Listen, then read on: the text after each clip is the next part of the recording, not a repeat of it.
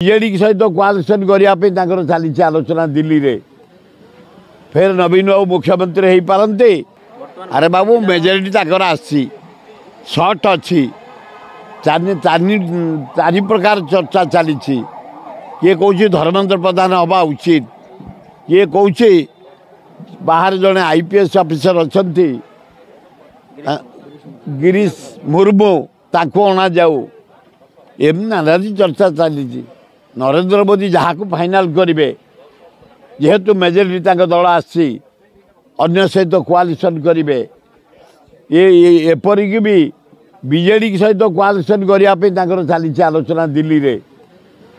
फिर नवीन बाबू मुख्यमंत्री हो पारते बीजेपी ताको साहाय्य कर ये चर्चा भी चली। नवीन बाबू समर्थन करेंगे धर्मेंद्र प्रधान मुख्यमंत्री हे ये चर्चा भी चली। बाहर लोक करेंगे चर्चा चली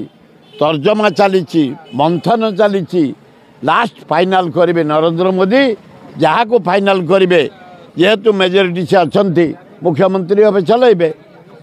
जे मुख्यमंत्री हे आम अभिनंदन लोकों मत को